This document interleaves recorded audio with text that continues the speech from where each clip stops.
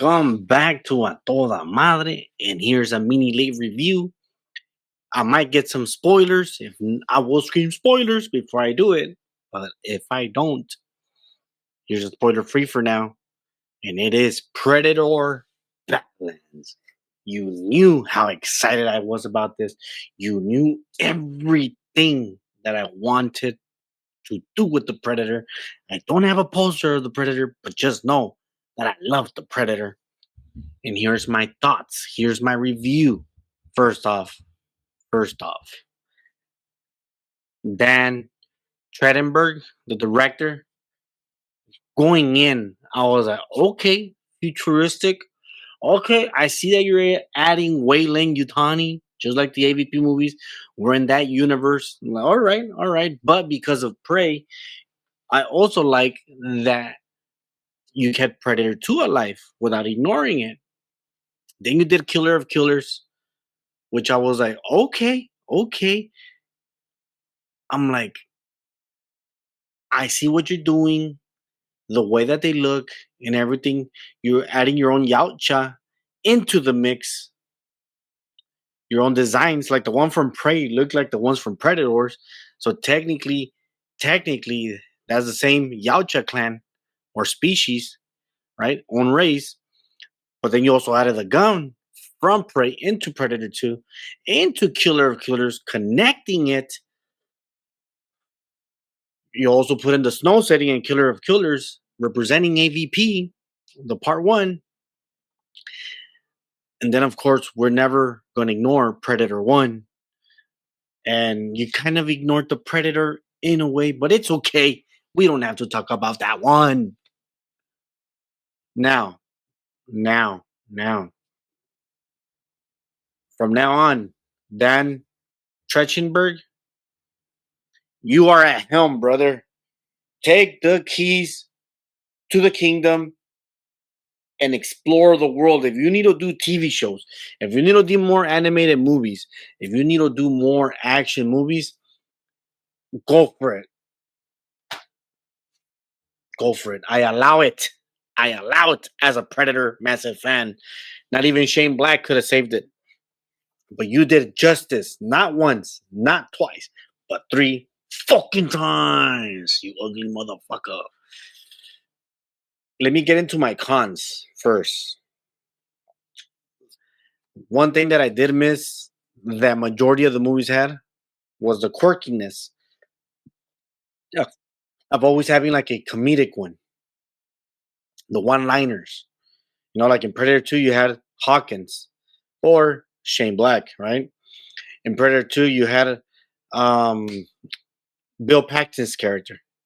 In Predator, you had Topher Grace, which was the doctor. Predator 4 was all of them, which it was whatever. AVP, it was the Frenchman's friend, his sidekick. I forgot his name. AVP Requiem, which was AVP 2. Who did they have? Did they have someone? I forgot. No, I don't know. I don't think AVPR had one. And if it did, it was just kind of forgettable. So it didn't make any sense. Then in Prey, you had the French guy again, who was funny. He was there for a bit, just for a tad bit, and of course the Native Americans, some were quirky as well. And then of course in Killer of Killers, the Mexican was the funny one in that trio. But in this one, you can kind of say that it was the Bud. No, you can kind of say it was him. You can say it was the android. You can, or the synth. Sorry, the synthetic. You can kind of say it was her. But I kind of missed that, right? Two, I kind of missed that it didn't. It was a Predator movie, but it didn't feel like your regular Predator movie because the Predator is the main character, and we're seeing it through his eyes now, where he's the badass. And usually, you always follow the humans, and you always follow the Predator, how he was hunting each one down. And in this one, we didn't get the vision of the other aliens or the other species or the other humanoids or anything. It was all through the Predator, and it was a rookie, uh, weakling. So it was like, like I don't know. But he did carry that tone of a warrior. He did carry that machismo. I'm like, no, this, and that, and like I said, it was like but it wasn't gonna hurt the movie. No, indeed, no, indeed, it was not gonna hurt the movie. Why? ¿Por qué? ¿Por qué? ¿Por qué, Rollins? Because me as a fan, I've always wanted a Predator movie through as the Predator as the main character, and I finally got it. I just wish it was a seasoned veteran who was doing this, kind of like AVPR, right? Where we followed him, and he was such a badass. And that was the first time that we kind of saw Yautja Prime. We finally saw it over here again, even though it was only like what, five Predators. Spoiler, sorry, didn't get too much, but still, that's my point at home right now.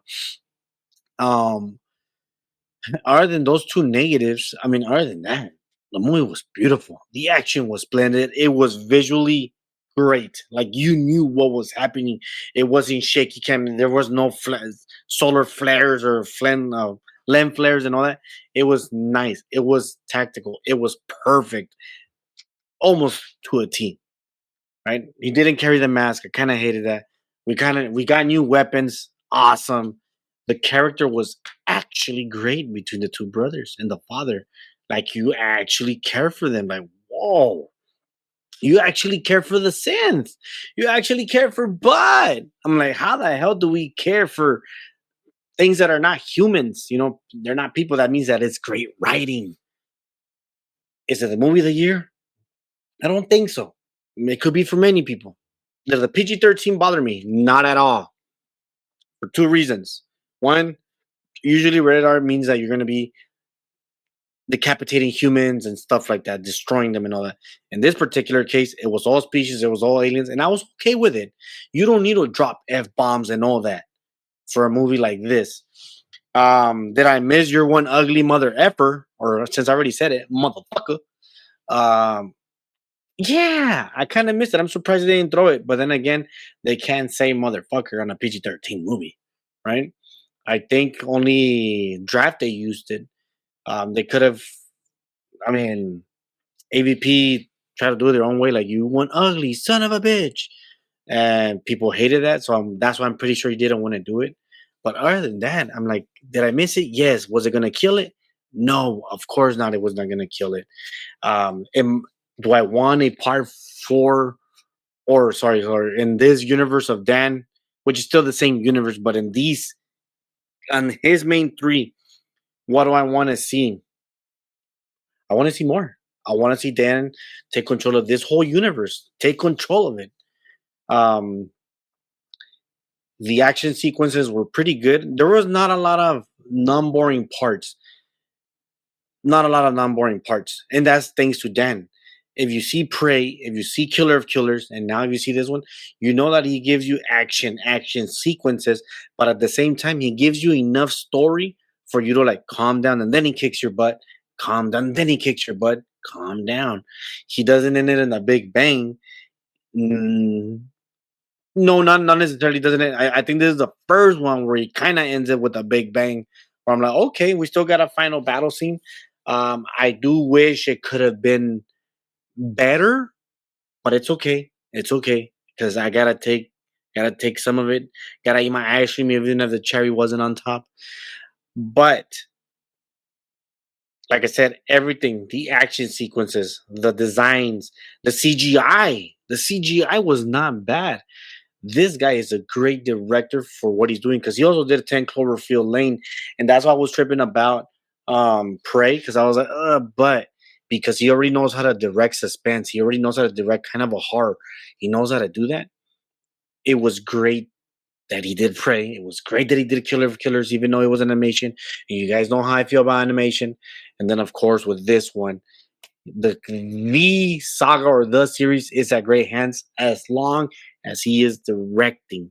One thing I will say about this that because we finally saw the Predator take on bad monsters, you finally get to see how the Predator is.